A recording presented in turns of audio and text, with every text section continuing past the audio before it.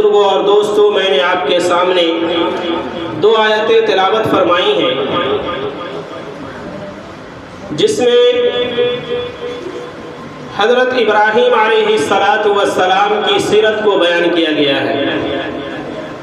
حضرت ابراہیم علیہ السلام اولو العزم پیغمبر تھے، نبی اللہ تبارک و تعالیٰ کے دوست تھے۔ اللہ تبارک و تعالیٰ نے کسی نبی کو اپنا دوست نہیں فرمایا، بلکہ ابراہیم علیہ السلام کے بارے میں فرمایا کہ ان ابراہیم خلیلا، کہ بے شک ابراہیم میرا دوست ہے۔ میرے محترم بزرگوں اور دوستوں، ابراہیم علیہ السلام کی جو سیرت ہے، جو زندگی ہے، اللہ تبارک و تعالیٰ نے آزمائش اور امتحان سے بھر رکھا ہے۔ ان کی جو زندگیاں ہیں، بہت سارے آزمائش، بہت ساری محنتیں اور امتحانات ان کی زندگی میں آئے۔ ابراہیم علیہ السلام ایسے گھرانے میں پیدا ہوئے، ایسے سماج میں پیدا ہوئے، ایسے معاشرے میں پیدا ہوئے کہ جہاں پر بتوں کا اڈا بنا ہوا تھا۔ ان کے خود والد محترم آزر، جس کا نام آزر تھا، وہ خود بت تراشتا تھا اور بت کو بیچا کرتا تھا۔ ایسے گھر میں اللہ تبارک و تعالیٰ نے حضرت ابراہیم علیہ السلام کو پیدا فرمایا۔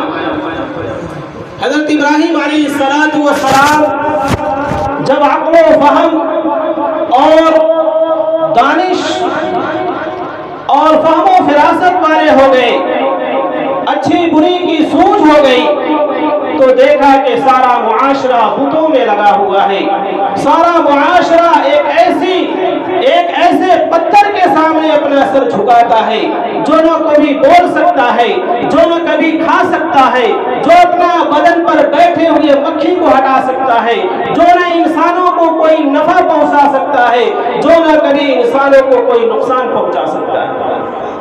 میرے محترم بزرگوں اور دوستوں، ابراہیم علیہ السلام بہت ہی برگزیدہ پیغمبر ہے اللہ تعالیٰ کے۔ من ہی من میں کڑ رہے تھے، پریشان تھے کہ کس طریقے سے اس بت کدا کو، بت تراشی کو اور بتوں کی معبود پوجنے والوں کو میں کس طرح روکوں۔ میرے محترم بزرگوں اور دوستوں، ابراہیم علیہ السلام نے اپنے باپ کو سب سے پہلے دعوت دی، یا ابت افعل، یا ابت لم تعبدون ما لا يسمع ولا يبصر ولا يغني عنك شيئا، کہ اے میرے ابو جان، کہ آپ کس چیز کی عبادت کرتے ہیں، کس چیز کی پرستش کرتے ہیں جو نہ سنتا ہے، نہ دیکھتا ہے، اور نہ اس سے آپ کو کوئی ذرے برابر کا فائدہ نہیں ہو سکتا۔ آپ ایسی چیز کی عبادت کیوں کرتے ہیں؟ میرے محترم بزرگوں اور دوستوں، باپ ہوتا ہے۔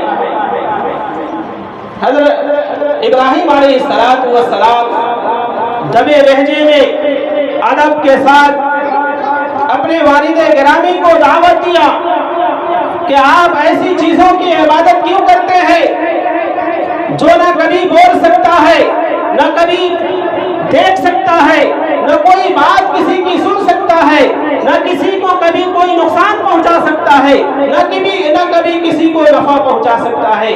آپ ایسے چیز کی عبادت کیوں کرتے ہیں؟ آپ میری بات مانیے، اور مجھے اللہ نے ایک ایسا دین دیا ہے، ایک ایسا علم عطا کیا ہے جس پر آپ چلیں گے تو آپ راہیاب ہو جائیں گے، کامیاب ہو جائیں گے، کامران ہو جائیں گے۔ میرے محترم بزرگوں اور دوستوں، ان کے والد گرامی ناراض ہوئے اور بیٹے سے کہا کہ تم میرے معبودان باطلہ کو جھٹلاتے ہو، میرے معبودان باطلہ کے بارے میں تم غلط باتیں کرتے ہو، انہیں کہتے ہو کہ وہ سن نہیں سکتا، وہ کھا نہیں سکتا، وہ دیکھ نہیں سکتا، وہ مجھے کسی چیز کا نفع نہیں پہنچا سکتا۔ تم میرے معبودان باطلہ کے انسلٹ کرتے ہو، اس لیے سے نکل جاؤ۔ میرے محترم بزرگوں اور دوستوں، ابراہیم علیہ السلام پر آزمائش کا دور شروع ہو گیا، امتحان شروع ہو گئے۔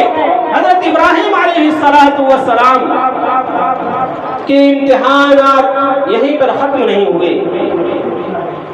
حضرت ابراہیم علیہ السلام نے اپنے والد محترم سے کہا کہ میں گھر چھوڑ دوں گا، میں آپ کا گھر چھوڑ دوں گا، اس میں کوئی دو رائے نہیں ہے، لیکن آپ کا جو مذہب ہے، آپ کا جو دین ہے وہ باطل ہے، وہ باطل ہے۔ وہ دین کامیاب دین نہیں ہے، وہ دین حق دین نہیں ہے جو میں لے کر آیا ہوں، وہ دین حق ہے، وہ کامیاب دین ہے۔ اگر آپ اس پر آئیں گے، اگر آپ اس کی پیروی کریں گے تو آپ کو راہ راست پر آپ کو کامیابی ملے گی، ورنہ آپ کو کامیابی نہیں مل سکتی۔ میرے محترم بزرگوں اور دوستوں، اللہ تبارک و تعالیٰ کی جانب سے حضرت ابراہیم علیہ السلام کو وحی ہوئی کہ اے ابراہیم، اپنے باپ کو دعوت دے چکے ہو تو وقت کا جو بادشاہ ہے نمرود، اس کے پاس جاؤ اور اسے دعوت دو۔ میرے محترم بزرگوں اور دوستوں، نبی ہوتا ہے، کسی کے ٹھکرا دینے سے، کسی کے برا بھلا کہہ دینے سے مایوب نہیں ہوتا، مرغوب نہیں ہوتا، بلکہ اس کے اندر ایک عزم پیدا ہوتی ہے، ایک ہمت اور حوصلہ آتی ہے۔ میرے محترم بزرگوں اور دوستوں، حضرت ابراہیم علیہ السلام نمرود کے پاس جو اپنے آپ کو خدائی کا دعویٰ کرتا تھا، جو کہتا تھا کہ میں اس قوم کا خدا ہوں، میں اس قوم کا خدا ہوں، جو میرے سامنے لوگ سجدہ کرتے ہیں، میں اس کی ضرورت کو پورا کرتا ہوں، اس لیے میں خدا ہوں۔ میرے محترم بزرگوں اور دوستوں، ابراہیم علیہ السلام نے کہا کہ تم کو میں خدا نہیں مانتا، تم کو میں خدا نہیں مانتا، تم خدا ہو تو کیا ثبوت ہے تمہارے پاس، کیا دلیل ہے تمہارے پاس خدا ہونے کی؟ خدا تو وہ ہے جو زندگی دیتا ہے اور موت دیتا ہے۔ اس نمرود بے عقل انسان نے سمجھا کہ یہ تو کوئی بڑی بات نہیں ہے، میں بھی زندگی دے سکتا ہوں، میں بھی کسی کی زندگی چھین سکتا ہوں۔ اس نے ایک راہ چلتے انسان کو پکڑا اور اس کی گردن اڑا دی، اور ابراہیم علیہ السلام سے کہا کہ دیکھو میں نے اسے ختم کر دیا، مار ڈالا، اس کی زندگی میں نے چھین لی، اور برسہ برس قید میں ایک آدمی کو ڈال رکھا تھا، اس کو رہا کر دیا اور کہا کہ میں نے اسے زندگی دے دی۔ ابراہیم علیہ السلام مسکرائے اور کہا کہ تمہاری عقل پر ماتم کیا جائے تو کم ہے، میری مراد یہ ہے کہ زندگی اور جینے اور مرنے کی بات وہ ہے کہ ایک جسم میں تو نے جس کا سر کاٹ کر الگ کیا ہے، اس کے جسم کے اندر روح ڈال کے دکھا، پھر میں تمہیں خدا مانوں۔ میرے محترم بزرگوں اور دوستوں، حضرت ابراہیم علیہ السلام نے کہا کہ اگر تم خدا ہو تو میرا خدا، جو میرا خدا ہے، جو میرا گاڈ ہے، جو میرا مالک ہے، وہ مغرب سے، وہ مشرق سے سورج نکالتا ہے، مغرب میں ڈباتا ہے۔ تم اگر خدا ہونے کی دعویدار ہو تو تم مغرب سے سورج نکالو اور مشرق میں ڈبا کے دکھاؤ۔ میرے محترم بزرگوں اور دوستوں، پورب سے جو سورج نکلتا ہے پچھم کی جانب جو جا کر ڈوبتا ہے، نمرود سے ابراہیم علیہ السلام نے کہا کہ اگر تم خدائی کا دعویٰ دار ہو تو پچھم سے سورج نکالو اور پورب کی جانب ڈبا کر دکھاؤ، تب ہم تمہارے خدائی کے قائل ہوں گے۔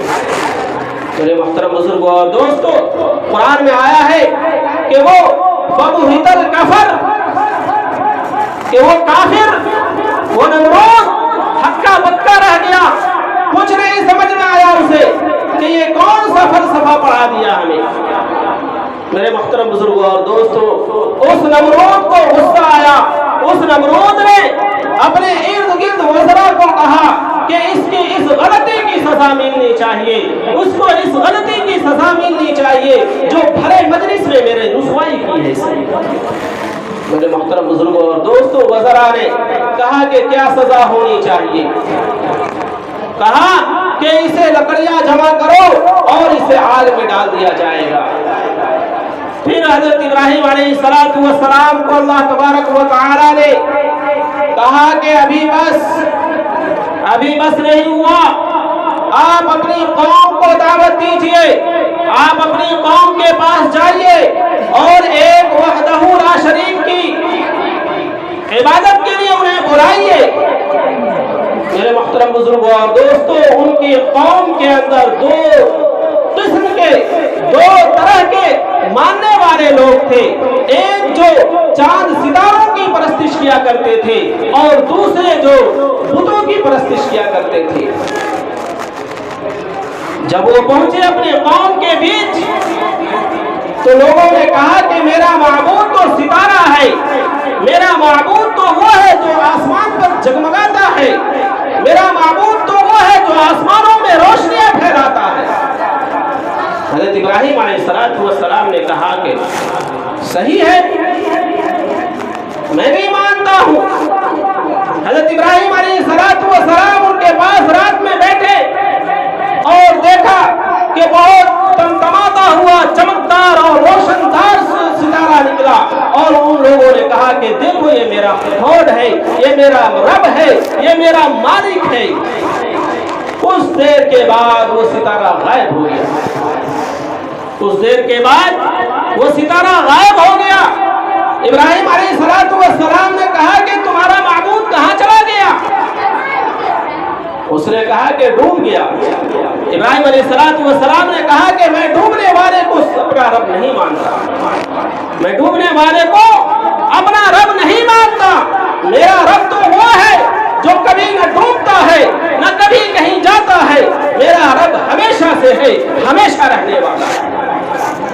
میرے محترم بزرگوں اور دوستوں، ان لوگوں نے پھر کہا کہ ہمارا رب چاند ہے، ہمارا رب چاند ہے. حضرت ابراہیم علیہ السلام نے کہا کہ ٹھیک ہے، تمہارا رب چاند ہے، میں بھی مانتا ہوں کہ چاند رب ہو سکتا ہے، کیونکہ اس کے اندر بہت روشنی ہے، بہت بڑا ہے. پھر کچھ دیر کے بعد چاند بھی غائب ہو گیا. اسی طریقے سے قوم نے کہا کہ میرا رب سورج ہے. صبح کے وقت جب سورج نے اپنی روشنی بکھیری اور تمتماتا ہوا اجالا پھیلایا، پوری دنیا کو روشن کر دیا، اور ایک عجیب و غریب دھوپ آنے لگی اور لوگ پریشان ہونے لگے اس کی تپش سے. تو لوگوں نے کہا کہ دیکھو یہ لال اور گول اور سنہرا جو یہ تم کو پلیٹ جیسا دکھ رہا ہے، یہی میرا رب ہے. ابراہیم علیہ السلام نے کہا کہ ہو سکتا ہے یہ تمہارا رب ہے. شام ہوا، مغرب کا وقت ہوا، سورج غروب، سورج ختم. ابراہیم علیہ السلام نے کہا کہ وہ بھی غروب ہو گیا، یہ بھی ڈوب گیا. تمہارا کیسا رب ہے جو سب کچھ پل کے لیے آتا ہے اور ختم ہو جاتا ہے؟ میں ایسے رب کو نہیں مانتا. میرے محترم بزرگوں اور دوستوں، وہ قوم بھی مخالف ہو گئی، وہ قوم بھی دشمن ہو گئی، اور بادشاہ وقت کے پاس جا کر حضرت ابراہیم علیہ السلام کی شکایت کی کہ یہ ہمارے معبودوں کی انسلٹ کرتا ہے، ہمارے معبودوں کے بارے میں برا بھلا کہتا ہے، اس کو سزا ملنی چاہیے.